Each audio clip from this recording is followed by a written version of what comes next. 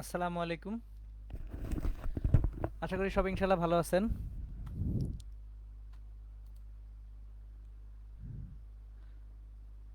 ওকে, চলেন শুরু করা যাক। আমি দুই জায়গায় যেহেতু একসাথে লাইভ হয়ে গেছে আল্লাহর রহমতে। ওকে, আমরা জ্যামিতিক আলোকবিজ্ঞান পড়তেছিলাম। 3টা লেকচার গেছে, আজকে 4 নম্বর লেকচার। এবং গত ক্লাসের শেষ দিকে বলতেছিলাম যে আজকের ক্লাসে একটা ম্যাথ দিয়ে শুরু করব। গত ক্লাসে গোলীয় তলে আলোর প্রতিসরণের একটা ফর্মুলা আমি পড়াইছিলাম, একটা ম্যাথ করছিলাম এবং বলছিলাম আমি ইনশাল্লাহ আজকে আরও একটা ম্যাথ দিয়ে শুরু করব। সো গোলীয় তলে আলোর প্রতিসরণের আমরা আরও একটা ম্যাথ করব আজকে। চলেন ম্যাথটা করি। এই ম্যাথটা অ্যাকচুয়ালি পুরাতন শাহজাহান তপন স্যারের বইয়ে আছে, এখনকার বইয়ে নাই, কিন্তু পুরাতন বইয়ে দেখবেন। সো আমরা সরাসরি ম্যাথের কোশ্চেনটা করি আগে। আমাকে প্রশ্নটা লিখি।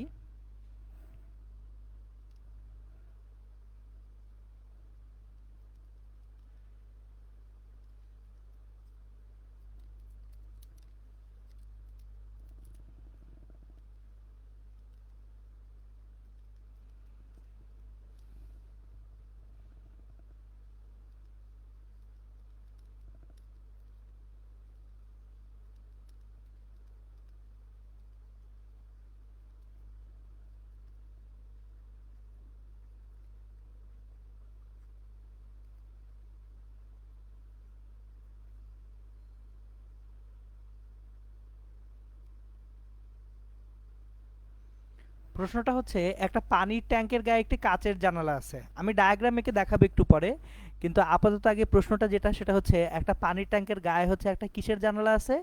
কাচের জানালা আছে। এখন এই কাচের জানালার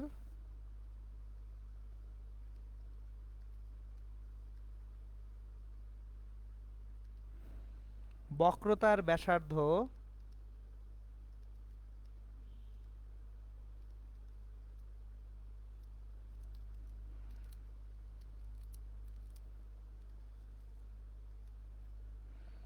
10 সেন্টিমিটার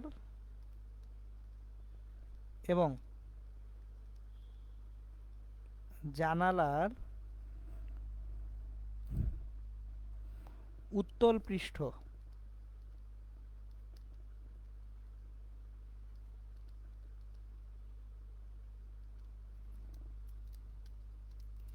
ট্যাঙ্কের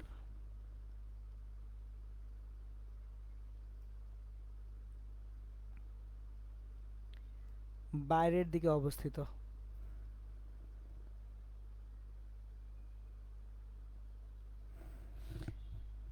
কাচের জানলাটার বক্রতার ব্যাসার্ধ দেওয়া আছে 10 সেন্টিমিটার এবং জানলার উত্তল পৃষ্ঠ ট্যাঙ্কের বাড়ির দিকে অবস্থিত।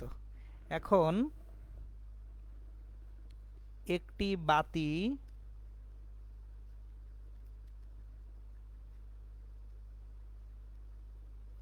পানিপূর্ণ ট্যাঙ্কটির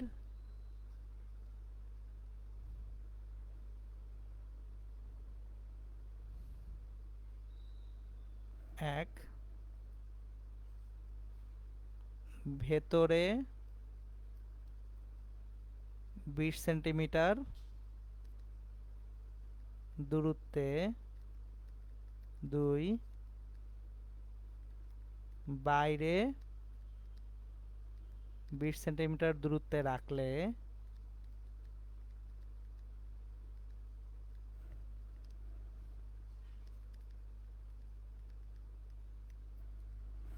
দূরত্ব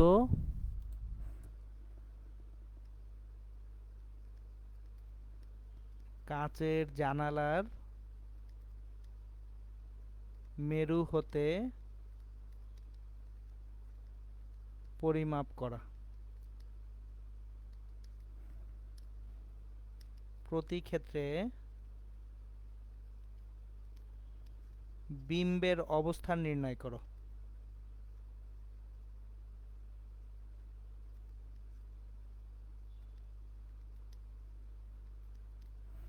এই হচ্ছে কোশ্চেনটা। খেয়াল করেন, প্রশ্নটা আগে ভালো মতো আমি বুঝে আনি। একটা পানির ট্যাঙ্কের গায়ে একটা কাচের জানালা আছে, কোন একটা পানির ট্যাঙ্ক আছে, এই ট্যাঙ্কের গায়ে আছে কি একটা কাচের জানালা। কাচের জানালার বক্রতার ব্যাসার্ধ হচ্ছে 10 সেন্টিমিটার এবং জানালার উত্তল পৃষ্ঠ ট্যাঙ্কের বাইরের দিকে অবস্থিত। তাহলে আমরা যখন এটার উত্তরটা লিখতে যাব, একটু ডায়াগ্রামেটিক্যালি খেয়াল করি যে ধরেন একটা পানির ট্যাঙ্ক, এখানে একটা পানির ট্যাঙ্ক আছে। তাহলে পানির ট্যাঙ্কের ভিতরে কতটুকু পানি আছে সেটা মেজার করার জন্য ধরেন এই ট্যাঙ্কের গায়ে একটা কাচের জানালা, যে এরকম একটা কাচের জানালা রাখা আছে। সো এই যে কাচের জানালাটার বক্রতার ব্যাসার্ধ হচ্ছে 10 সেন্টিমিটার, এখানে বক্রতার ব্যাসার্ধ আর সমান 10 সেন্টিমিটার, এবং জানলাটার উত্তল পৃষ্ঠ দেখেন কোন দিকে, বাইরের দিকে, ট্যাঙ্কের বাইরের দিকে উত্তল পৃষ্ঠটা আছে। এই হচ্ছে সিনারিওটা। এখন ট্যাঙ্কটা যখন পানিপূর্ণ আছে ওই অবস্থায় অ্যাকচুয়ালি আমি যদি একটা বাতি ট্যাঙ্কের ভিতরে 20 সেন্টিমিটার দূরত্বে বা ট্যাঙ্কের বাইরে 20 সেন্টিমিটার দূরত্বে রাখি, তখন প্রতি ক্ষেত্রে বিম্বের অবস্থান নির্ণয় করতে হবে। তাহলে 1 নাম্বার সিনারিও যদি দেখি, জিনিসটা খেয়াল করেন। তাহলে এই যে কাচের জানালা, এই জানালার ভিতরের দিকে কি আছে, পানি আছে, ভিতরে আছে পানি। তাহলে মেরু থেকে 20 সেন্টিমিটার ভিতরে কি আছে, বাতিটা আছে, যে বাতি অবজেক্ট ইউ হচ্ছে 20 সেন্টিমিটার ভিতরে, এখানে পানি মিউ ডাব্লিউ, বাইরে কি বাতাস মিউ এ। তাহলে mu W divided by U plus mu A by V সমান mu A minus mu W by R. এটা কিন্তু পড়ে আসছি আমরা, জিনিসটা খেয়াল করেন, খুব সিম্পল। বস্তু যে মাধ্যমে আছে, বাতিটা আছে কোথায়, পানির ভিতরে, তাহলে পানির প্রতিসরণাঙ্ক মিউ ডাব্লিউ ডিভাইডেড বাই বস্তুর দূরত্ব ইউ প্লাস অন্য মাধ্যমটা কি বাতাস mu A divided by V সমান mu A minus mu W by R. এখন দেখেন মিউ ডাব্লিউ 1.33, ইউ হচ্ছে 20, মিউ এ 1, ভি কত জানি না, equals to mu A minus mu W divided by. এখন দেখেন বক্রতার ব্যাসার্ধটা কত হবে। আমরা বস্তুর দিক থেকে তাকালে এখানে কি দেখতেছি, অবতল পৃষ্ঠ দেখতেছি। তাহলে অবতল পৃষ্ঠ দেখলে প্লাস না মাইনাস, মাইনাস হবে, এটা আমি গত ক্লাসে বুঝিয়ে বলছি যে বস্তুর দিক থেকে তাকালে যদি অবতল পৃষ্ঠ দেখেন তাহলে বক্রতার ব্যাসার্ধ নেগেটিভ, আর বস্তুর দিক থেকে তাকালে যদি উত্তল পৃষ্ঠ দেখেন তাহলে বক্রতার ব্যাসার্ধ কি হবে, পজিটিভ হবে।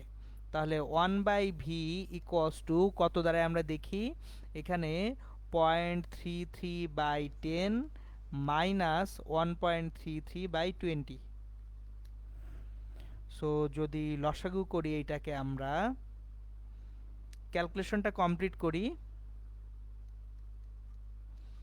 ভি কত আসে আমি ডিরেক্টলি ক্যালকুলেট করে ফেলতেছি। 0.33/10, 0.33/10 মাইনাস 1.33/20, এটাকে ইনভার্স করে দিলে পাবো মাইনাস 29.85 সেন্টিমিটার। খেয়াল করেন ভি নেগেটিভ মানে কি, ভি নেগেটিভ মানে হচ্ছে বস্তু যেদিকে বিম্বও সেই একই দিকে তৈরি হচ্ছে। তার মানে আমার যদি আলোটা ট্যাঙ্কের ভিতরে 20 সেন্টিমিটার দূরত্বে থাকে, বিম্বটা ট্যাঙ্কের ভিতরেই 29.85 সেন্টিমিটার দূরত্বে আমরা দেখতে পাবো। তাহলে এখানে আমরা প্রথম ক্ষেত্রে বলতে পারবো বিম্ব কাচের জানালার মেরু হতে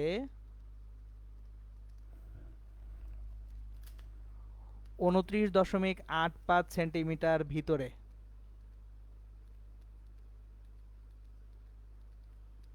তৈরি হবে। এটা ছিল 1 নাম্বার প্রবলেম। আর 2 নাম্বার প্রবলেমটা দেখেন, 2 নাম্বার প্রবলেমে বলা হয়েছে বস্তুটা কাচের জানালার মেরু হতে, এই যে কাচের জানালার মেরু হতে 20 সেন্টিমিটার বাইরে, একবার হচ্ছে ট্যাঙ্কের ভিতরে একবার বাইরে, তাহলে মেরু হতে 20 সেন্টিমিটার বাইরে। এখানে বাতিটা আছে,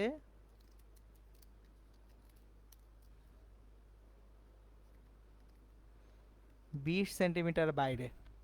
তাহলে দেখেন বাতি এখন কোথায় আছে, বাতাসে। তাহলে mu A divided by 20 plus mu G divided by V equals to mu G minus mu A by R হবে। এখন mu A 1 divide by 20 plus mu G sorry mu G না, তো মিউ ডাব্লিউ, ভুল লিখছি, পানি তো আরেকটা মাধ্যম পানি, mu W 1.33 divide by V. এখন দেখেন বস্তুর দিক থেকে যদি তাকাই, বাতিটার দিক থেকে তাকালে উত্তল পৃষ্ঠ দেখা যাচ্ছে, আর উত্তল পৃষ্ঠ দেখা গেলে বক্রতার ব্যাসার্ধ কি হবে? পজিটিভ। এই যে এই জিনিসটা একটু খেয়াল করেন, এটা খুব ইম্পর্টেন্ট। বস্তুর দিক থেকে প্রতিসারক তলের দিকে তাকাবেন, বস্তুর দিক থেকে যদি প্রতিসারক তলের দিকে তাকালে অবতল পৃষ্ঠ দেখা যায়, তাহলে বক্রতার ব্যাসার্ধ আর কি আসবে? ঋণাত্মক আসবে। আর বস্তুর দিক থেকে তাকালে যদি প্রতিসারক পৃষ্ঠটা উত্তল দেখা যায়, তাহলে বক্রতার ব্যাসার্ধ কি আসবে? ধনাত্মক আসবে। এটা খুবই important. So 1.33 by V equals to 0.33 divided by 10 minus 1/20। So এখান থেকে 1.33 বাই ভি ইকুয়ালস টু আসবে 20, যদি লসাগু হয় 2.66 মাইনাস 1। সো ভি তাহলে আসবে, ভি নেগেটিভ আসবে, দেখেন 1.33 into 20 divided by 0.66 minus 1 minus 78.23 centimetre. তার মানে বস্তু যেদিকে, বিম্ব সেই একই দিকেই তৈরি হবে, কত দূরত্বে? 78.23 সেন্টিমিটার দূরত্বে। এই যে দেখেন, তাহলে এইভাবে অ্যাকচুয়ালি গোলীয় পৃষ্ঠে আলোর প্রতিফলন, প্রতিসরণ হয়ে থাকে। এটা ছিল গোলীয় পৃষ্ঠে আলোর প্রতিসরণের বেসিক্সটা। এখন আমরা আজকে যেটা শুরু করব, আজকের পুরো ক্লাসটাই আমি যেটা পড়াবো আপনাদেরকে, সেটা হচ্ছে প্রিজমে আলোর প্রতিসরণ।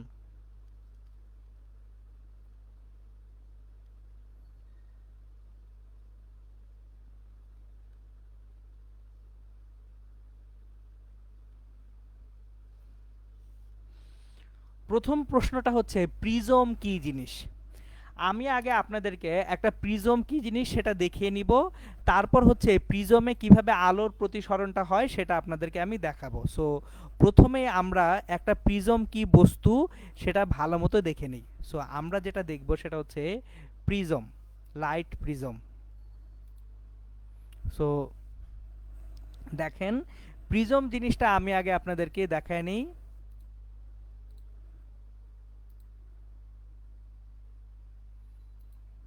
একটা মিনিট।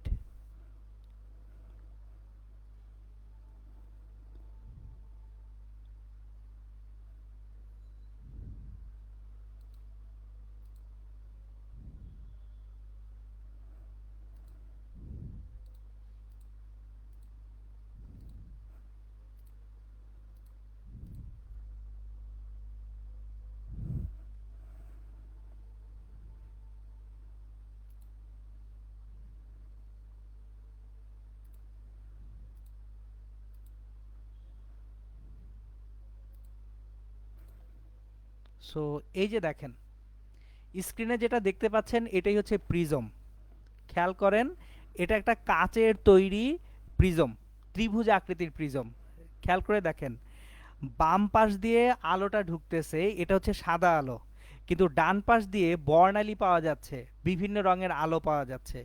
সুতরাং একটা প্রিজমে আমি সাদা আলোকে 7টা রঙে বিশ্লিষ্ট করতে পারি। সো আমাদেরকে প্রিজমটা পড়তে হচ্ছে যে ভদ্রলোকের কল্যাণে বা যার দুষ্কর্মের ফলে, সেই ভদ্রলোক হচ্ছেন নিউটন। সো নিউটন সাহেব পদার্থবিজ্ঞান আমাদের জন্য অনেক অনেক কিছু করে রেখে গেছেন, গণিতবিদ্যায় তিনি অনেক কিছু করে রেখে গেছেন, যার জন্য আমাদের পড়ালেখা করতে হয় অনেক। যাই হোক, এখন তাহলে খেয়াল করেন, একটা প্রিজম, এই যে প্রিজমের এক পাশ দিয়ে আলোকরশ্মি আপতিত হবে, আর এক পাশ দিয়ে আলোকরশ্মি নির্গত হবে। তাহলে এই যে আলোকরশ্মি যে পাশ দিয়ে ঢুকতেছে এটাকে বলা হয় আপতিত রশ্মি, যে পাশ দিয়ে আলোকরশ্মিটা বের হয়ে যাচ্ছে এটাকে কি বলা হয়? নির্গত রশ্মি। এখন প্রশ্নটা হলো যে আমার একটা রঙের আলো আপতিত হলো, কিন্তু নির্গত রশ্মিতে অনেকগুলা রং কিভাবে আসতেছে? এই যে রংটা আমরা কেন দেখতে পাচ্ছি, বর্ণালী কেন দেখতে পাচ্ছি, সেটা একটা ইস্যু থাকে। সো আমি এগুলো সব ডিটেইলস ব্যাখ্যা করব আপনাদেরকে, টেনশনের কারণ নাই। আপাতত আগে ডিভাইস বা যন্ত্রটার দিকে মনোযোগ দেই। যন্ত্রটা দেখেন, একটা কাচের তৈরি দুইটা সমতল পৃষ্ঠ। সো এই যে দুইটা সমতল পৃষ্ঠ, এরা দুইজন ইনক্লাইন্ড বা আনত আপ উন্নত অবস্থায় থেকে প্রিজমটা তৈরি করছে। তাহলে প্রিজমের যদি ডেফিনেশন বা সংজ্ঞা দিতে যাই তাহলে যেটা সংজ্ঞাটা আসবে, দুইটা সমতল কাচের পৃষ্ঠ দ্বারা সীমাবদ্ধ প্রতিসারক মাধ্যমকে আমরা প্রিজম বলতে পারি। আমি আবার ডেফিনেশনটা বলতেছি, যদি দুইটি সমতল কাচের পৃষ্ঠ আনত অবস্থায় একটা সীমাবদ্ধ প্রতিসারক মাধ্যম তৈরি করে তখন তাকে কি বলা হবে? প্রিজম বলা হবে। আর প্রিজমের মূল কাজ কি?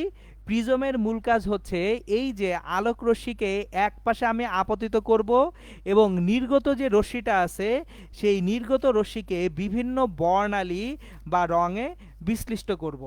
এটাই হচ্ছে আমাদের প্রিজমের অ্যাকচুয়ালি কাজ। এখন আমরা একটা জিনিস খেয়াল করেন, এখানে প্রিজম হওয়ার জন্য কয়টা পৃষ্ঠ লাগবে? তিনটা। কিন্তু এই পাশে একটা, এই পাশে একটা, নিচে আর একটা, তিনটা। তাহলে আমরা প্রিজমের সংজ্ঞার মধ্যে বলতে পারি তিনটি পরস্পর ছেদি, এই যে তিনটি পরস্পর ছেদি সমতল পৃষ্ঠ দ্বারা সীমাবদ্ধ একটা স্বচ্ছ মাধ্যমকে কি বলা হয়? প্রিজম বলা হয়। ওকে,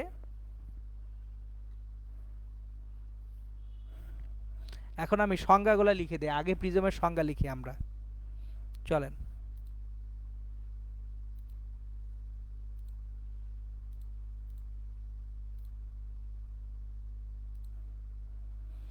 আমরা এখন প্রিজমের সংজ্ঞা লিখব।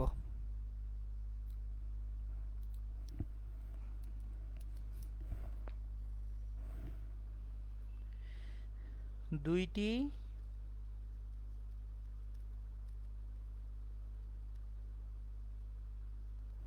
পরস্পর হেলানো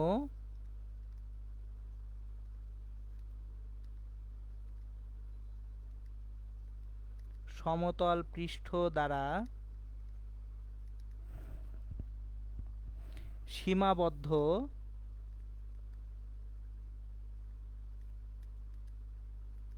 কোনো স্বচ্ছ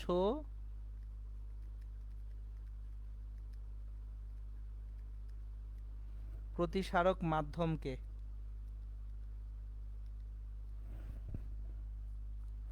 কি বলা হয়? প্রিজম বলা হয়। আবার বলছি, দেখেন, দুইটি পরস্পর হেলানো সমতল পৃষ্ঠ দ্বারা সীমাবদ্ধ কোনো স্বচ্ছ প্রতিসারক মাধ্যমকে আমরা কি বলবো? প্রিজম বলবো। তাহলে একটা প্রিজম এই যে আঁকি, আমরা এখানে একটা প্রিজম আঁকবো।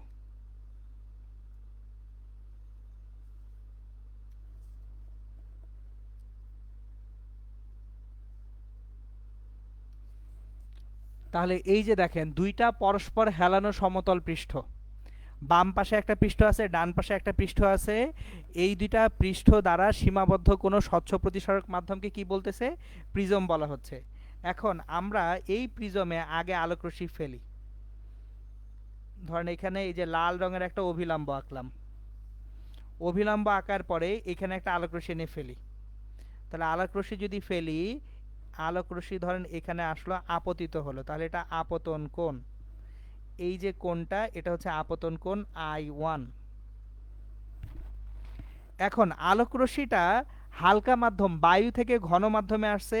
তাহলে বায়ু থেকে ঘন মাধ্যমে আলোক রশ্মি যদি আপতিত হয় তাহলে সে প্রতিসরিত হবে। এই যে প্রতিসরিত হলো, তাহলে ভিতরে যে প্রতিসরণ কোণ সেটা হচ্ছে R1। তাহলে প্রথমে আপতন কোণ I1, ভিতরে যে প্রতিসরিত হচ্ছে সেই কোণটা হচ্ছে R1। এখন দেখেন, আলোক রশ্মি আবার দ্বিতীয় মাধ্যমে যখন এইখানে, এইটা কি, এখানে যদি একটা অভিলম্ব আঁকি, এটা আরেকটা অভিলম্ব, দেখেন আলোক রশ্মি R1 কোণে এখানে আপতিত হচ্ছে, এই ভিতরে দ্বিতীয় তলে সে R2 কোণে আবার আপতিত হলো।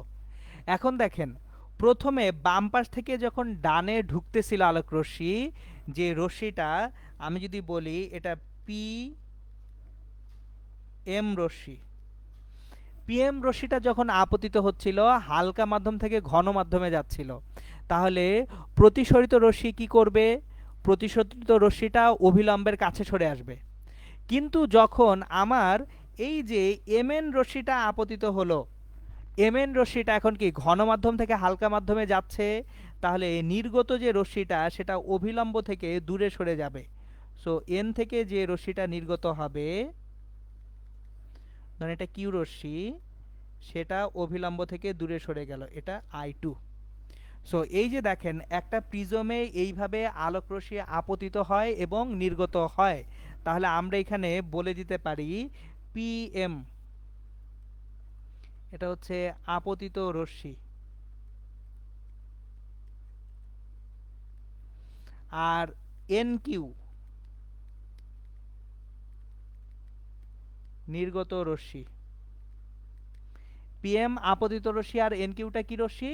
নির্গত রশ্মি। এখন এইখানে আরো কিছু সংজ্ঞা আমাদেরকে শিখতে হবে, ডেফিনিশন বা সংজ্ঞা। দেখেন, যে দুইটা তলে আলোক রশ্মি আপতিত এবং নির্গত হলো, ওই তলদ্বয়ের মাঝখানে যে কোণ তাকে বলা হয় প্রিজম কোণ। সো প্রিজমের যে তল দুইটিতে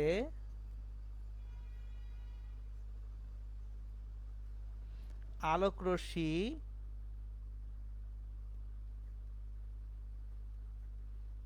আপতিত ও নির্গত হয়, সেই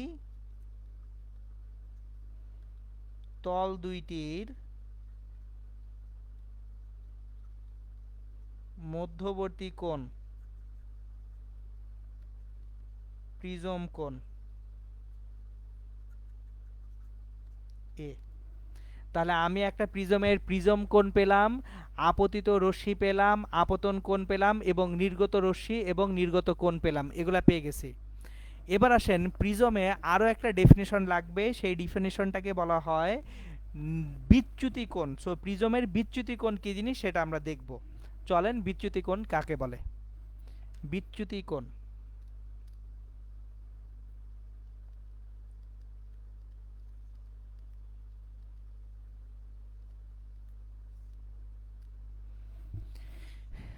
অ্যাঙ্গেল অফ ডেভিয়েশন। বিচ্যুত হওয়া মানে কি? ডেভিয়েট করা। তাহলে অ্যাঙ্গেল অফ ডেভিয়েশন।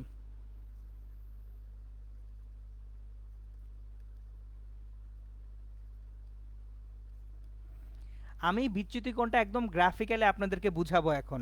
একটু বড় করে ডায়াগ্রামটা আঁকি, এই ডায়াগ্রামটা আমরা ইউজ করব পরে। ধরেন একটা প্রিজম আঁকি, এখানে বেশ বড় সড়ো একটা প্রিজম আঁকি।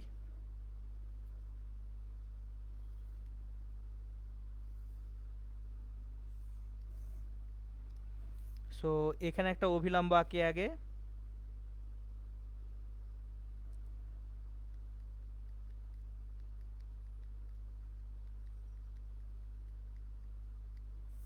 এটা অভিলম্ব। এখন দেখেন একটা আলোক রশ্মি আপতিত হলো,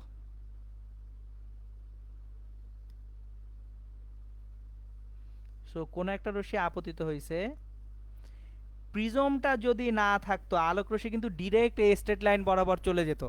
প্রিজমটা যদি না থাকতো তাহলে আলোক রশ্মি কি করতো? ডিরেক্ট এই স্ট্রেট লাইন বরাবর চলে যেত। তাহলে প্রিজমটা ধরেন এটা ABC প্রিজম। এইখানে আমার অভিলম্ব যেটা, সেই অভিলম্বটা এটা হচ্ছে P, এটা হচ্ছে Q, এবং এইখানে অভিলম্ব যেটা আঁকতেছি সেই অভিলম্বটা হচ্ছে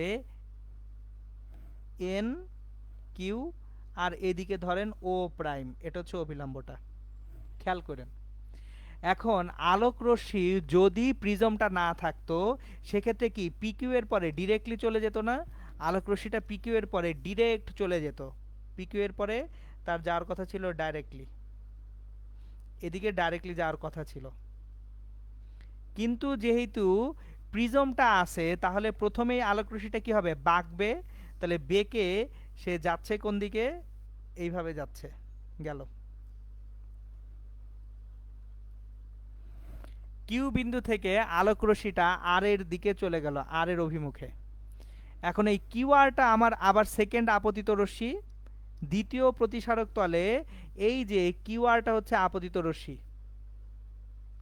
সুতরাং এখানে যদি আমি আরেকটা অভিলম্ব টানি, অভিলম্ব টানার পরে চূড়ান্ত রশ্মিটা আর থেকে দেখেন চূড়ান্ত রশ্মিটা অভিলম্ব থেকে দূরে সরে যাবে, এই যে আর থেকে এস এর দিকে যাচ্ছে। তাহলে আপতিত রশ্মি পি কিউ প্রতি সরিত হয়ে নির্গত রশ্মি আর এস। খেয়াল করেন আলোক রশ্মি যে পথে যাচ্ছিল এবং প্রিজম থাকার ফলে যে পথে চলে গেল, আলোক রশ্মি যাওয়ার কথা ছিল পি কিউ, এদিকে ধরেন এটা এল, পি কিউ এল পথে আলোক রশ্মির যাওয়ার কথা ছিল, কিন্তু সে পিকিউএল পথে যাচ্ছে না, সে আরএস পথে চলে গেছে। তাহলে এই যে কিউএল থেকে আলোক রশ্মি যে কোণে বেঁকে গেছে, যত কোণে বিচ্যুত হয়েছে, এই যে এটা হচ্ছে বিচ্যুতি কোণ ডেল্টা। তাহলে প্রিজম না থাকলে আলোক রশ্মির যে পথে যাওয়ার কথা ছিল সোজা, সেই পথে না যেয়ে সে যত কোণে ঘুরে যাচ্ছে সরে যাচ্ছে তাকে বলা হয় বিচ্যুতি কোণ, এবং এই বিচ্যুতি কোণটাকে ডেল্টা দ্বারা প্রকাশ করা হয়। এখন তাহলে আমরা একটু এইখানে অভিলম্বগুলাও আবার দেখি। এটা হচ্ছে এন প্রাইম, আরেকটা অভিলম্ব। সো এই হচ্ছে পুরা ডায়াগ্রামটা। এখন এই ডায়াগ্রাম থেকে কিছু জিনিসপত্র আমাদের সেট করতে হবে। এটা হচ্ছে আমাদের I1, এটা হচ্ছে R1, ভিতরের এই কোণ R2, বাইরের এই কোণ I2। আমাদের প্রথম কাজ হবে বিচ্যুতি কোণ এবং প্রিজমের যে কোণ এ, এই যে প্রিজম কোণ এ, বিচ্যুতি কোণ ডেল্টা এবং আয়ন I2 যে কোণগুলো আছে, R1 R2 যে কোণগুলো আছে, এদের মধ্যে সম্পর্ক স্থাপন করতে হবে। সো আমরা এখন বিচ্যুতি কোণের সঙ্গে অ্যাকচুয়ালি যে প্রিজমের কোণ এবং আপতন কোণ ও নির্গমন কোণ এদের সম্পর্ক স্থাপন করব। চলেন একটা একটা করে সম্পর্ক স্থাপন করি। এই ডায়াগ্রামটা বড় করে আঁকার কেন দরকার ছিল সেটা এখন টের পাবেন। চলেন ডায়াগ্রামটাকে আমরা রাখি আগে।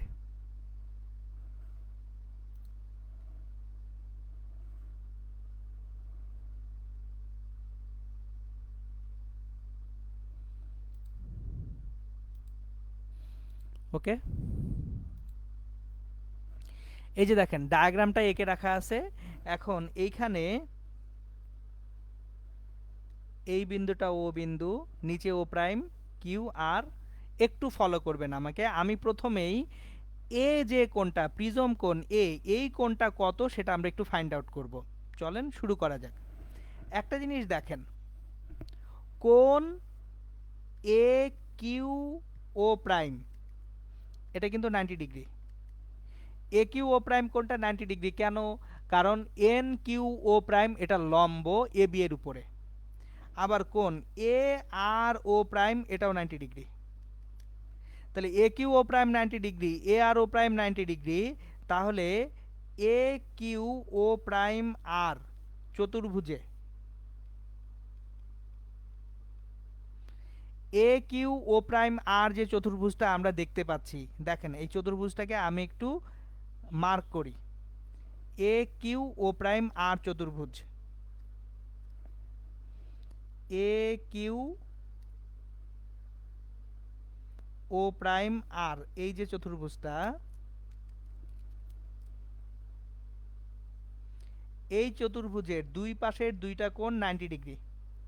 তাহলে এই কোণটা এবং এ কোণটা, নিচের কোণটা কি কিউ ও প্রাইম আর angle Q O prime R plus এ কোণ, এই দুইটা মিলে 180 ডিগ্রি হবে।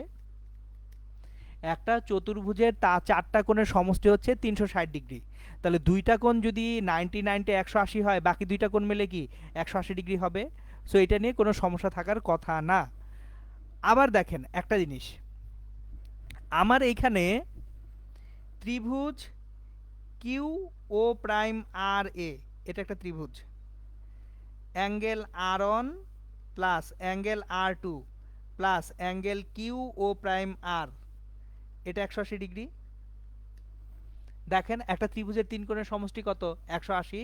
তাহলে কিউ ও প্রাইম আর, এই ট্রায়াঙ্গেলটা কিউ ও প্রাইম আর ট্রায়াঙ্গেলটায় তিন কোণের সমষ্টি 180 ডিগ্রি। তাহলে একটা জিনিস আমরা বলতে পারি, angle Q O prime R plus angle A সমান R one plus R two plus angle Q O prime R. তাহলে উভয় পক্ষ থেকে কিউ ও প্রাইম আর কাটাকাটি গেলে এ সমান r1 প্লাস r2, তার মানে একটা প্রিজমের যে প্রিজম কোণটা আছে সেই প্রিজম কোণ হচ্ছে r1 এবং r2 সমষ্টির সমান। একটা কিন্তু থিওরি পেয়ে গেছি। তাহলে এটা হচ্ছে প্রিজমের জন্য প্রথম থিওরি, যে যে কোনো প্রিজমের জন্য প্রিজম কোণ এ r1 এবং r2 এর সমষ্টির সমান। ওকে, একটা থিওরি চলে গেল। এরপর আমরা সেকেন্ড থিওরিতে আসব। সো এইবার আমরা সেকেন্ড থিওরিতে আসব। বিচ্যুতি কোণের সঙ্গে আমরা সম্পর্ক দেখব। আমরা কার সঙ্গে সম্পর্ক দেখব? বিচ্যুতি কোণের সঙ্গে সম্পর্ক দেখব। এই যে বিচ্যুতি কোণ ডেল্টার সঙ্গে এর সম্পর্ক আমরা বের করতে চাই। তাহলে একটা জিনিস খেয়াল করেন, আমার যদি অ্যাঙ্গেল আয়নের কথা চিন্তা করি, angle I1 equals to angle L Q O prime. ভালো মতো খেয়াল করেন, I1 বাম পাশে, এটার বিপ্রতীপ কোণটা কি? এল কিউ ও প্রাইম না? তাহলে অ্যাঙ্গেল আয়ন সমান angle L Q O prime. এখন এল কিউ ও প্রাইম যে অ্যাঙ্গেলটা সেটা থাকলো, এটা আয়ন। আর অ্যাঙ্গেল I2 ইকুয়ালস টু আপনার, এটা যদি ও বিন্দু হয়, I2 অ্যাঙ্গেলটা angle O R O prime. So আয়ন হচ্ছে ও কিউ ও প্রাইম আর I2 হচ্ছে ও আর ও প্রাইম। এই দুইটা আমরা পাচ্ছি, খুবই ভালো কথা। এখন খেয়াল করেন, আমার যদি এই যে ও কিউ আর ট্রায়াঙ্গেলটার দিকে খেয়াল করি, আমরা ও কিউ আর ট্রায়াঙ্গেলটা যদি চিন্তা করি, ট্রায়াঙ্গেল ও কিউ আর এর বহিস্থ কোণ ডেল্টা, খেয়াল করে দেখেন ও কিউ আর এই ট্রায়াঙ্গেলের বহিস্থ কোণ কিন্তু ডেল্টা। এখন যে কোনো ট্রায়াঙ্গেলের একটা বহিস্থ কোণ বিপরীত অন্তস্থ কোণদ্বয়ের সমষ্টির সমান। তাহলে delta equals to angle O Q R, ভিতরের এই কোণ প্লাস হচ্ছে আর একটা কোণ এটা ও আর কিউ, ও আর কিউ। এখন ও কিউ আর মানে কি? ও কিউ আর মানে হচ্ছে I1 মাইনাস R1। তাকায় দেখেন ও কিউ ও প্রাইম। আচ্ছা, আমি ভালো করে ভেঙে ভেঙে লিখি। ও কিউ আর, ও কিউ আর মানে হচ্ছে angle O Q O prime. O Q O prime এই পুরো অ্যাঙ্গেলটা থেকে আমি যদি অ্যাঙ্গেল মাইনাস আর কিউ ও প্রাইম করি, তাহলে অ্যাঙ্গেল ও কিউ আর পাবো। প্লাস ও আর কিউ, ও আর কিউ অ্যাঙ্গেলটা মানে হচ্ছে angle O R O prime, ও আর ও প্রাইম পুরো অ্যাঙ্গেলটা, যে ও আর ও প্রাইম পুরো অ্যাঙ্গেলটা থেকে নিচের যে আর টুটা আছে মাইনাস আর টু অ্যাঙ্গেলটা হচ্ছে angle Q R O prime. এটা করলে পাবো হচ্ছে ও আর কিউ অ্যাঙ্গেল। তাহলে এখান থেকে I1 minus R1 plus I2 minus R2 পাচ্ছি। কিন্তু আমরা একটু আগে বের করে আসছি R1 মাইনাস R2, যেটা যদি মাইনাসটা কমন নেই R1 প্লাস R2 করি, R1 প্লাস R2 সমান A পড়ে আসছি। তাহলে ডেল্টা ইকুয়ালস টু দাঁড়াচ্ছে I1 plus I2 minus A। এই যে এটা হচ্ছে বিচ্যুতি কোণ। সুতরাং প্রিজমে আমরা দেখেন দুইটা থিওরি পাচ্ছি। একটা হচ্ছে এ প্রিজম কোণ এ সমান হচ্ছে R1 প্লাস R2, এই দুইটার সমষ্টির সমান, এবং ডেল্টা সমান I1 প্লাস I2 মাইনাস এ এর সমান। চিত্রটা আমি আপনাদের মাথায় একদম ঢুকায় রাখতে বলবো, যে চিত্রটা মাথায় রাখেন, কারণ প্রিজম সংক্রান্ত যত ম্যাথ আসবে ঝামেলায় পড়বেন যদি চিত্র মাথায় না থাকে। মানে কোনটা বিচ্যুতি কোণ, কোনটা আপতন কোণ, কোনটা নির্গত কোণ, এই জিনিসগুলো আপনাদের খুব কেয়ারফুলি খেয়াল রাখতে হবে। সো দেখেন মাত্র দুইটা থিওরি পড়ছি। একটা হচ্ছে প্রিজম কোণ এ R1 এবং R2 সমষ্টির সমান, এবং বিচ্যুতি কোণ delta equals to I1 plus I2 minus A. এখন আসেন প্রিজমের আমরা কিছু প্রপার্টি পড়ব, প্রপার্টি বা ধর্ম। ন্যূনতম বিচ্যুতি কোণ।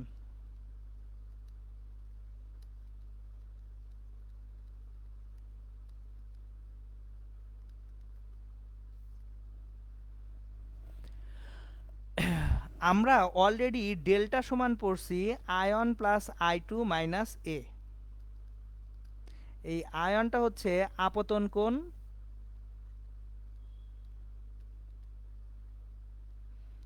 I2 হচ্ছে নির্গমন কোণ,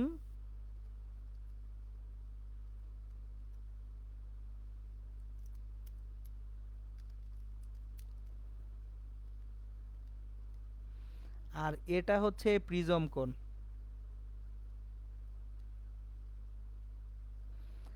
আর ডেল্টা হচ্ছে আমার বিচ্যুতি কোণ। এখন ন্যূনতম বিচ্যুতি কোণ কাকে বলে? ন্যূনতম বিচ্যুতি কোণটা হচ্ছে আপতন কোণের মান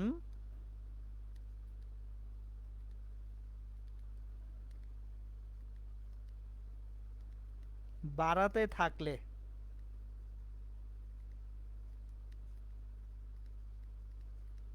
বিচ্যুতি কোণের মান কমতে থাকে।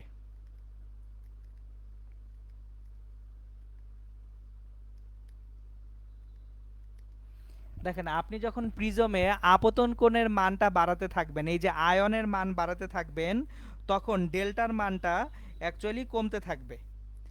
এখন আপতন কোণের মান আপনি যতই বাড়াবেন ডেল্টার মান ততই কমবে, বাট ডেল্টার মান একটা নির্দিষ্ট ভ্যালুতে আসার পর আর কমতে পারবে না। তাহলে বিচ্যুতি কোণের মান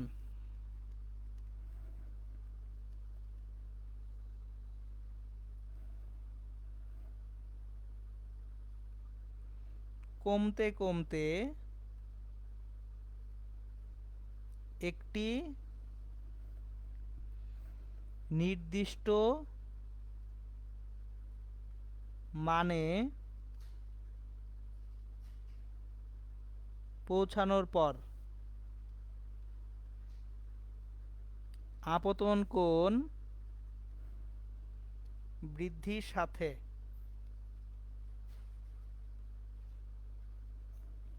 আর না কমে আবার বাড়তে থাকে।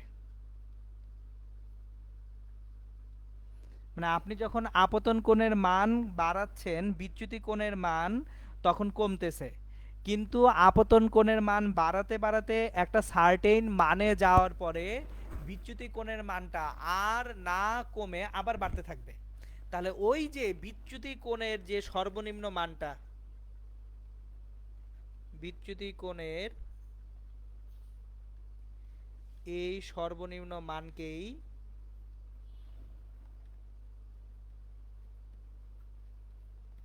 ন্যূনতম বিচ্যুতি কোণ বলা হয়।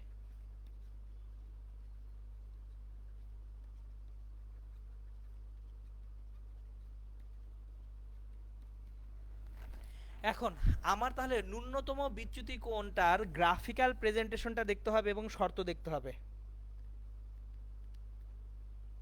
ন্যূনতম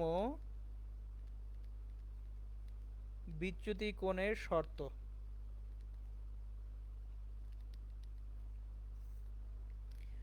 কি কি শর্তাধীনে ন্যূনতম বিচ্যুতি কোণ আসবে? আমরা আগে একটু গ্রাফটা আঁকি।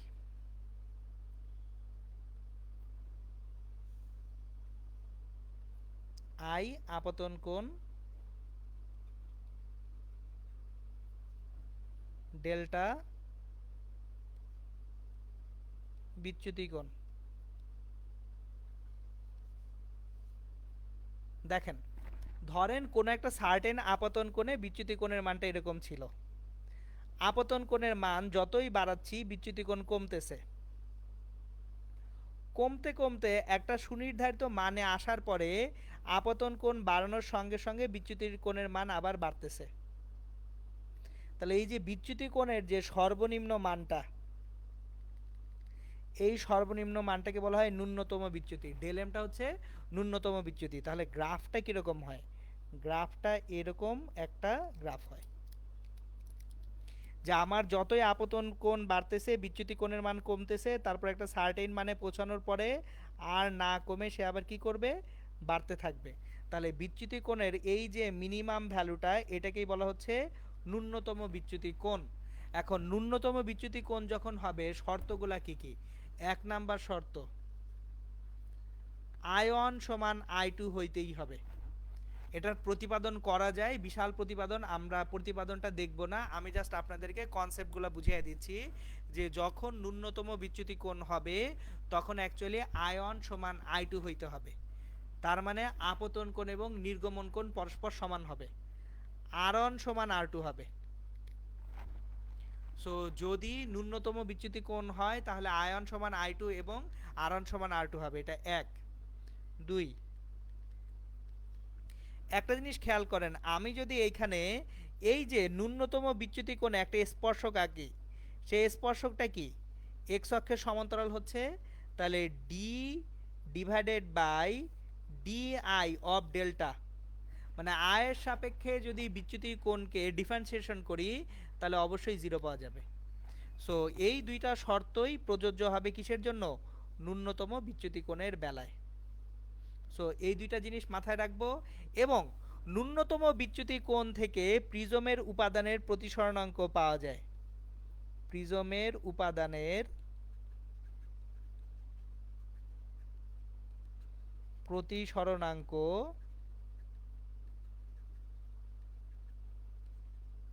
মিউ হলে মিউ সমান sine A plus del M divided by 2 divided by sine A by 2। এই প্রতিপাদনগুলা বইয়ে দেওয়া আছে, বাট প্রতিপাদনগুলা করার আসলে খুব বেশি প্রয়োজন নাই, কারণ আপনারা কনসেপ্ট থেকে গোটা জিনিসগুলাই করতে পারবেন। ঠিক আছে, ওকে। কেউ একজন হাত তুলছিলেন দেখি তো, ফাতিন। হ্যাঁ ফাতিন ভাই বলেন।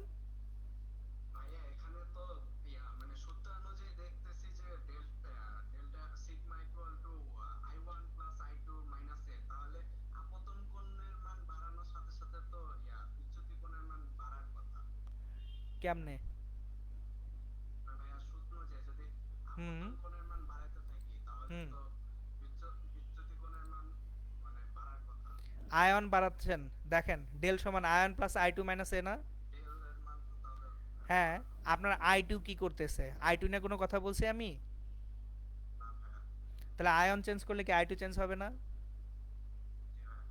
তাহলে আয়ন চেঞ্জ করলে I2 বাড়াবেন, আয়ন যখন বাড়াবেন তখন অ্যাকচুয়ালি I2 কমতে থাকে। সো তাহলে আলটিমেটলি বিয়োগফল কি হবে? হ্যাঁ জি, এটা প্রপার্টি। আপনি যদি মানগুলা বসায় ক্যালকুলেট করে দেখেন, আমি বললাম তো যে এটার প্রতিপাদন করা যায়, কিন্তু বিশাল একটা প্রতিপাদন করার আমি কোনো মানে দেখি না। অ্যাকচুয়ালি বইগুলোয় প্রতিপাদন এখনকার বইয়ে দেয়ও নাই। আপনি জাস্ট একটা ছোট্ট জিনিস বলে, আমি একটু পরে যখন ম্যাথ করতে শুরু করব আপনি ওখানে ডেটা বসায় বসায় দেখবেন এই যে এই গ্রাফটা হুবহু পাওয়া যায়। বুঝতে পারছেন? সো আপনার একটা জিনিসে ভুল হচ্ছে বুঝতে, আমি আয়ন যখন বাড়াচ্ছি তখন আপনার মনে হচ্ছে আয়ন বাড়ালে এ তো ফিক্সড, ঠিক আছে আয়ন বাড়াচ্ছি এ ফিক্সড, কিন্তু I2টা কি আয়নের সঙ্গে ডিপেন্ডেন্ট না? কথা কি বুঝতে পারছেন ফাতিন?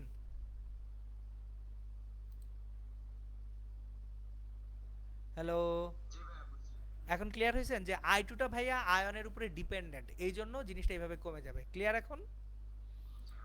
ওকে। আচ্ছা খেয়াল করেন, তাহলে এই যে ন্যূনতম বিচ্যুতি কোণের কন্ডিশন পেয়ে গেলাম, এবং ন্যূনতম বিচ্যুতি কোণ থেকে কি বের করা সম্ভব? একটা প্রিজমের উপাদানের প্রতিসরণাঙ্ক মিউ বের করা সম্ভব। এখন আসেন, এই যে প্রিজমের যে থিওরিগুলো আমরা পড়লাম, সেই থিওরি থেকে আজকে একটা ম্যাথ করব। একটা ম্যাথ আমি এখন আপনাদেরকে করাবো। প্রশ্ন,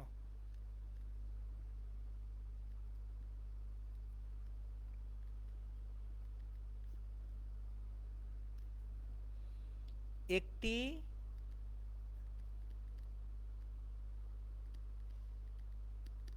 কাচের তৈরি সমবাহু প্রিজমের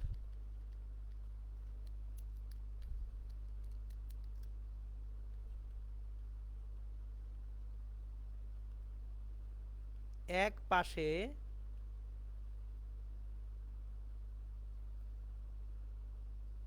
40 ডিগ্রি কোণে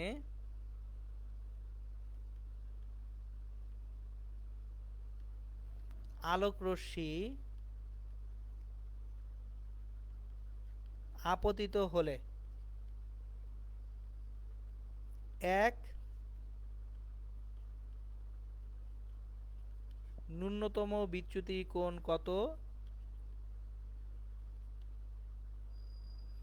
দুই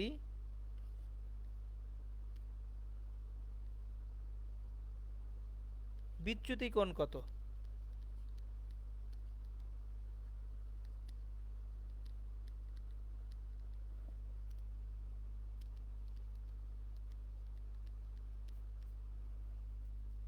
খেয়াল করেন, একটা হচ্ছে ন্যূনতম বিচ্যুতি আর একটা হচ্ছে বিচ্যুতি কোণ।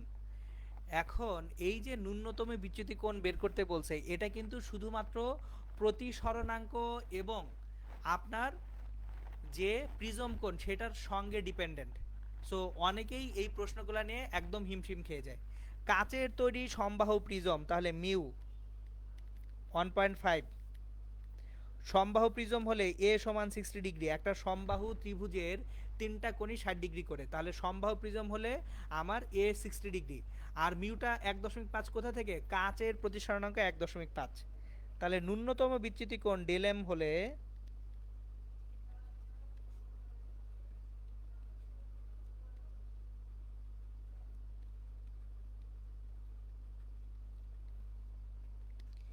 মিউ সমান sine A plus del M by 2 divided by sine A by 2। তাহলে mu 1.5 sine A plus del M 60 plus del M by 2 divided by sine 60 by 2। Sine 30 মানে হাফ, তো বাম পাশে 0.75 হয়ে যাবে। দেখেন 1.5 কে সাইন 30 দিয়ে গুণ করে দিছি, তাহলে 0.75 equals to sine 60 plus del M by 2। তাহলে এখান থেকে ক্যালকুলেশন যদি করি, এটা 48.59 degree 60 plus del M by 2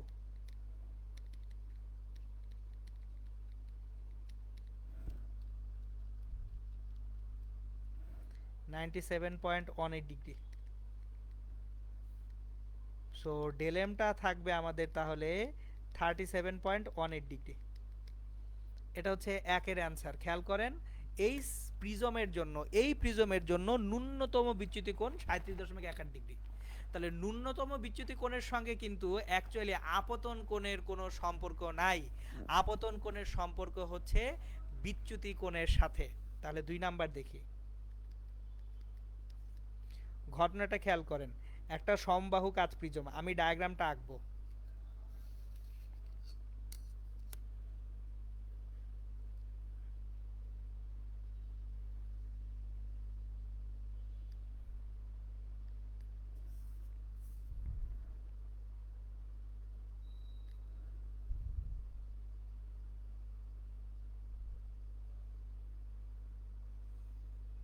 মোটামুটি এটা একটা সমবাহু কাচ প্রিজম।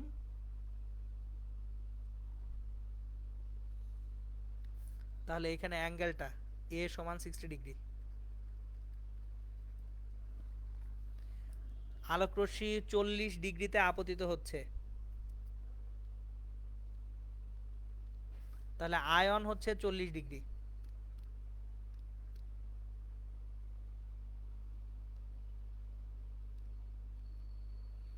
আমাদের এখানে আয়ন দেওয়া আছে 40 ডিগ্রি।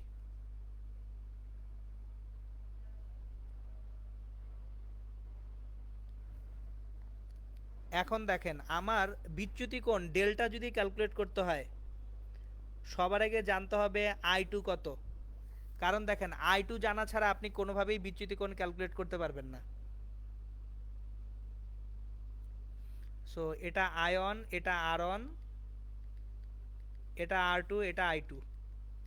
সো যেহেতু ডেল্টা সমান আয়ন প্লাস I2 মাইনাস এ, আপনার আয়ন কত ডিগ্রি দেওয়া আছে, 40 ডিগ্রি। এ দেওয়া আছে কত, 60 ডিগ্রি। I2 কত সেটা এখন বের করতে হবে। তাহলে চলেন I2 কত সেটা খুঁজে বের করি। খুবই ভালো কথা, I2 কত কিভাবে পাবো। একটা জিনিস খেয়াল করেন, আমি এখন আপনাদেরকে ভালো মতো বুঝিয়ে বলি যে প্রথম যে এ বি প্রতিসারক পৃষ্ঠে, এ বি প্রতিসারক পৃষ্ঠে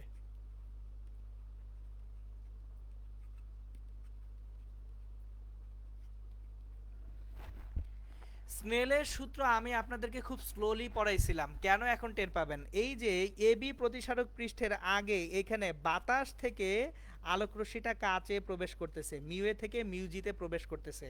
তাহলে mu A sine I one equals to mu G sine R one. খেয়াল করে দেখেন, আমি স্নেলের সূত্রের বেলায় বলছিলাম এক মাধ্যমের প্রতিসরণাঙ্ক এবং ওই মাধ্যমের কোণের সাইন ইকুয়ালস টু অন্য মাধ্যমের প্রতিসরণাঙ্ক এবং অন্য মাধ্যমের কোণের সাইন। তাহলে আলোকরশ্মি যখন এ বি তলের বাম পাশ থেকে আসতেছে, বাম পাশে কি বায়ু মাধ্যম মিউ এ, এবং বায়ু মাধ্যমের কোণটা কত 40 ডিগ্রি, তাহলে mu A sine I one equals to কাচ মাধ্যমে mu G sine R one. এখন মিউ এ কত 1 সাইন 40 ডিগ্রি, কাচের জন্য 1.5 into sine R one, so sine R one equals to sine 40 degree divided by 1.5।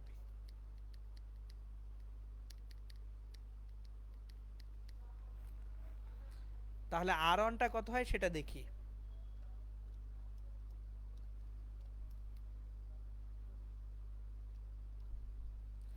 আর ওয়ানটা আসবে 25.37 degree. দেখেন আর ওয়ানের মান পেয়ে গেছি 25.37 ডিগ্রি। এখন দেখেন আমরা জানি এ সমান R one plus R two,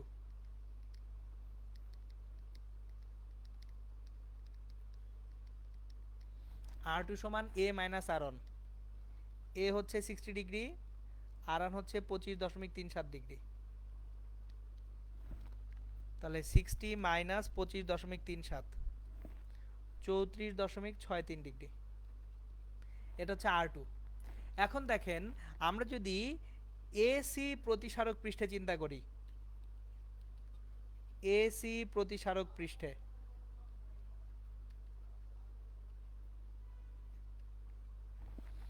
AC প্রতিসারক পৃষ্ঠের বাম পাশে কাচ মাধ্যম থেকে আলোকরশ্মি ঢুকতেছে আর বের হচ্ছে কোথায় বায়ু মাধ্যমে, এই পাশে আবার বায়ু মিউ এ। তাহলে mu G sine R two equals to mu A sine I two. তাহলে দেখেন মিউ জি 1.5, সাইন আর টুটা হচ্ছে কত 34.63 ইকুয়ালস টু মিউ এ মানে 1 সাইন আই টু।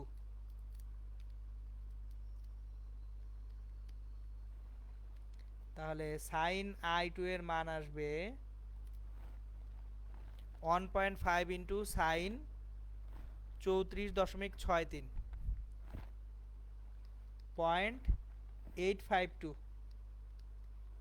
তাহলে আই টু এর মান আসবে শিফট সাইন 0.852, 58.43 ডিগ্রি। তাহলে দেখেন ডেল্টা এর মান কত হয়, delta equals to I one plus I two minus A. আয়ন হচ্ছে 40, আই টু আসতেছে 58.43, এ হচ্ছে 60। তাহলে 40 প্লাস 58.43 মাইনাস 60, 38.43 ডিগ্রি। এই যে দেখেন আপতন কোণটা যদি 40 ডিগ্রি হয়ে থাকে সেক্ষেত্রে আমার বিচ্যুতি কোণটা হচ্ছে 38.43 ডিগ্রি, আর আমার ন্যূনতম বিচ্যুতি কোণ কত ছিল 37.18 ডিগ্রি। তার মানে কি 40 ডিগ্রির ধারে কাছের কোনো কোণের মানের জন্যই আমার ন্যূনতম বিচ্যুতি কোণ আছে। এই হচ্ছে প্রিজমের একেবারে বেসিক জিনিসপত্রগুলা। এখন আমি আপনাদেরকে যেহেতু আজকে শুরু করলাম প্রিজম, আরেকটা ম্যাথ করাবো জাস্ট কনসেপ্টটা আরেকটু ক্লিয়ার করার জন্য। চলেন সেকেন্ড প্রশ্নটায় যাই।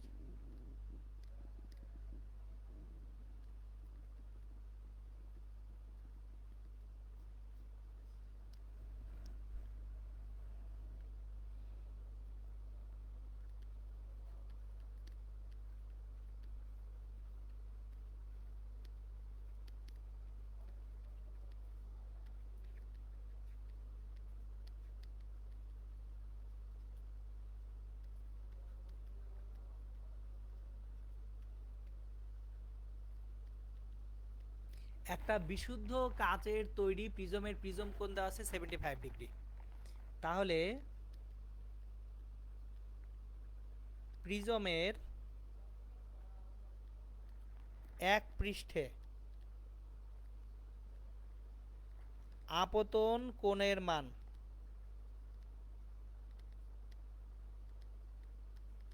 কি রকম হলে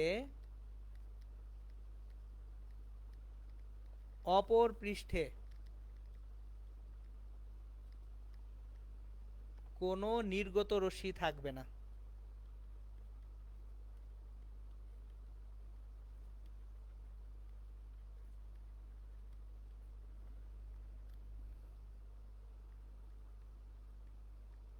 খেয়াল করেন, একটা বিশুদ্ধ কাচের তৈরি প্রিজমের প্রিজম কোণ দেওয়া আছে 75 ডিগ্রি, এ দেওয়া আছে 75 ডিগ্রি। প্রিজমের এক পৃষ্ঠে আপতন কোণের মান কিরকম হলে অপর পৃষ্ঠে কোনো নির্গত রশ্মি থাকবে না। তার মানে নির্গত রশ্মি না থাকার মানেই হচ্ছে পূর্ণ অভ্যন্তরীণ প্রতিফলন হবে। দেখেন এখানে শুধুমাত্র এ দেওয়া আছে 75 ডিগ্রি, মিউ দেওয়া আছে 1.5, কাচ মাধ্যমের প্রতিসরণাঙ্ক, মিউ অফ গ্লাস সেটা হচ্ছে 1.5, মিউ জি 1.5 দেওয়া আছে। সো দেখেন আগের ম্যাথটাও যখন করছিলাম তখনই কিন্তু কাচ মাধ্যম ছিল, বিশুদ্ধ কাচের তৈরি একটা সমবাহু প্রিজম। সো মিউ ছিল 1.5, এই ম্যাথেও কিন্তু মিউটা কত 1.5ই থাকতেছে, এই ম্যাথেও মিউ জিটা 1.5ই থাকতেছে। এখন প্রবলেমটা হলো কোশ্চেন করা হয়েছে এমনভাবে প্রিজমের এক পৃষ্ঠে আপতন কোণের মান কিরকম হলে অপর পৃষ্ঠে কোনো নির্গত রশ্মি থাকবে না। এখন একটা জিনিস খেয়াল করেন, আগে আমরা একটা মিনিমাম কন্ডিশনে আসি যে আপতিত রশ্মিটা কিভাবে গেলে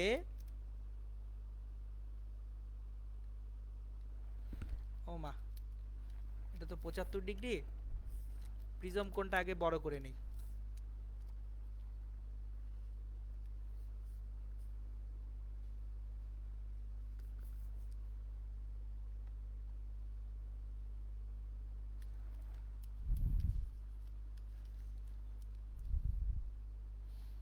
ডায়াগ্রামটা আমি একটু বড় করব, কারণ অ্যাঙ্গেল আঁকতে হবে তো পরে, ছোট ডায়াগ্রাম আঁকলে বুঝতে সমস্যা হয়।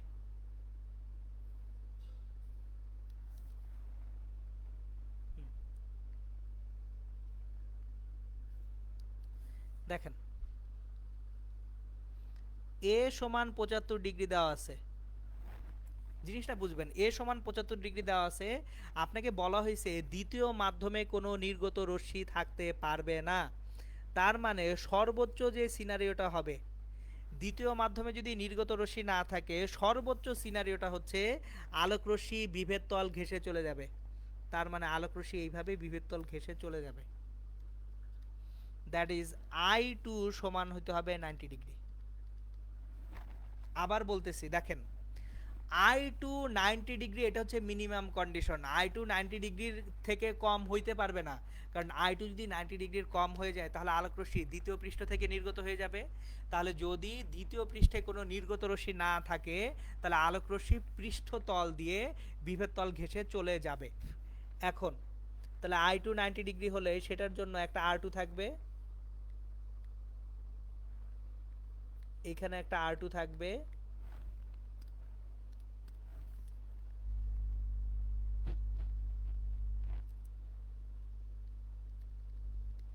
সেটার জন্য ভিতরে এখানে একটা আরন আছে,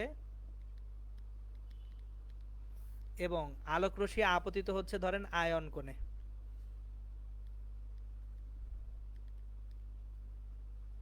এটা হচ্ছে আয়ন।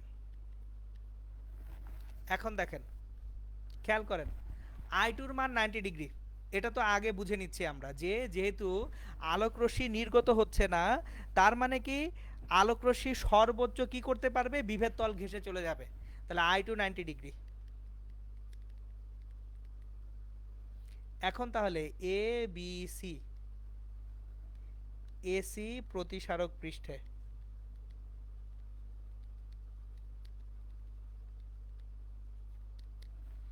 এটা হচ্ছে মিউ, বাইরে মিউ এ, তাহলে mu into sine R two equals to mu A sine i2 mu 1.5 sine r2 equals to mu A 1 sine i2 হচ্ছে 90 ডিগ্রি। তাহলে এখান থেকে সাইন r2 এর মান পাবো 1/1.5। সো r2 এর মান কত পাবো সেটা এখান থেকে বের করে নিতে পারবো আমরা। 1/1.5, এটাকে শিফট সাইন করে দেন 41.8 ডিগ্রি, এটা হচ্ছে r2। r2 এর মান হচ্ছে 41.8 ডিগ্রি। এখন আমরা r2 এর মান 41.8 ডিগ্রি কিন্তু পাইছি। তাহলে r1 এর মান কত? r1 এর মান হবে a মাইনাস r2, যেহেতু r1 plus r2 equals two a, তাহলে r1 ইকুয়ালস টু a হচ্ছে 75 ডিগ্রি, আর r2 এর মান পেয়েছি কত? 41.8 ডিগ্রি। 41.8 ডিগ্রি। তাহলে 75 থেকে 41.8 ডিগ্রি বাদ দিলে 33.2 ডিগ্রি, এটা r1। আবার এ বি প্রতিসারক পৃষ্ঠে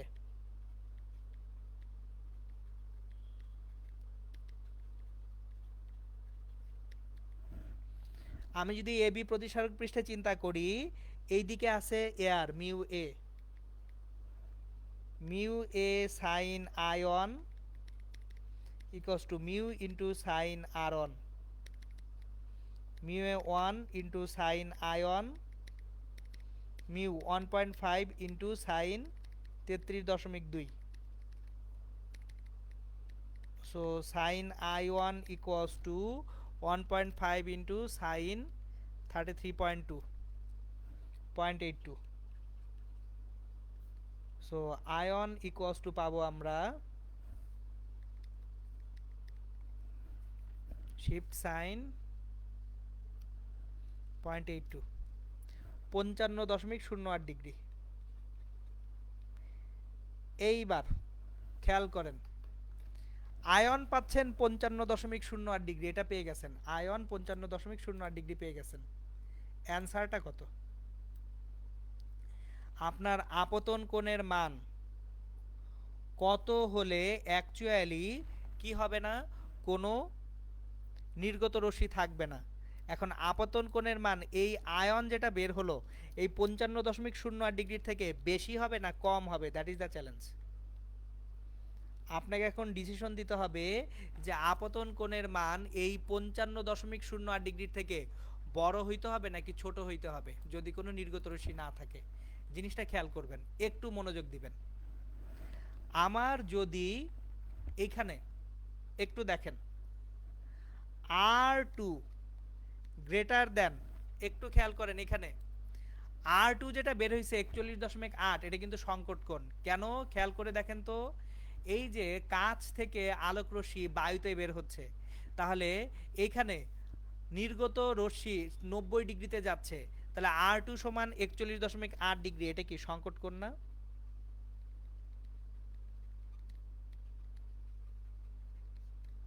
তাহলে R2 যদি আমি 41.8 থেকে বাড়াতে পারি তাহলে কোনো নির্গত রশ্মি থাকবে না।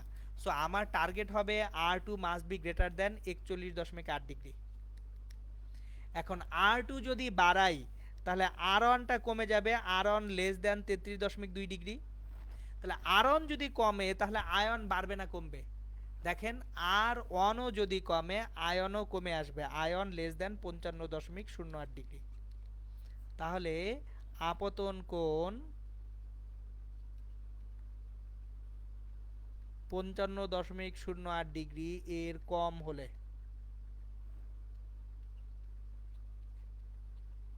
নির্গত রশ্মি থাকবে না।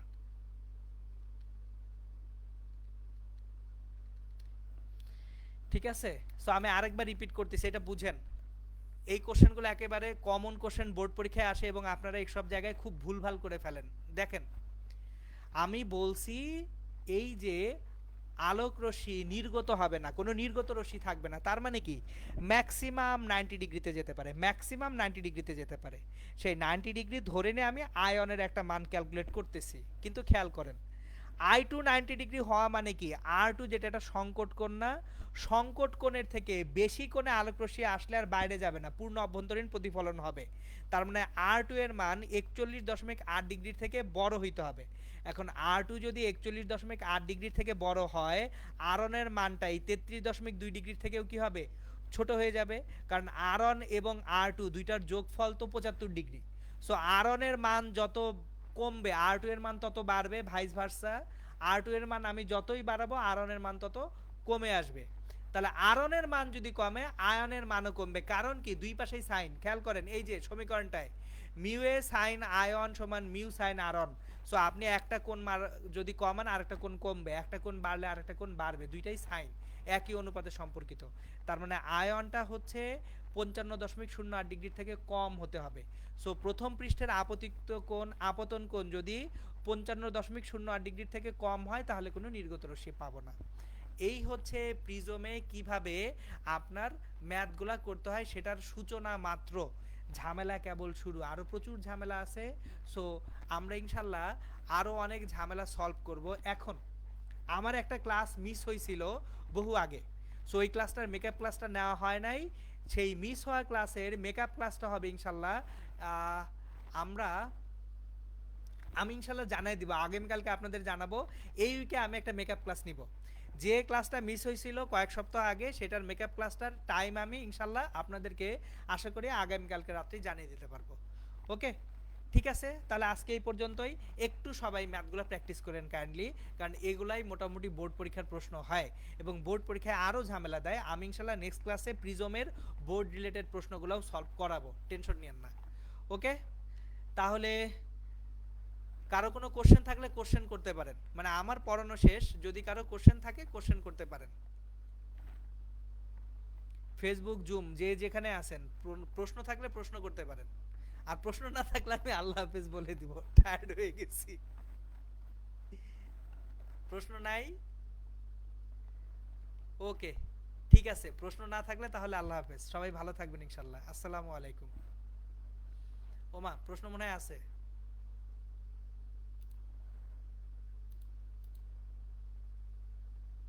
হ্যাঁ, স্লাইড তো দিয়েই দেই, প্লিজ বলতে হবে না। আর না আকিব, হয়তো স্লাইড দিতে একদিন দেরি হয়, বাট স্লাইড দিয়ে দিব, টেনশন নিয়েন না।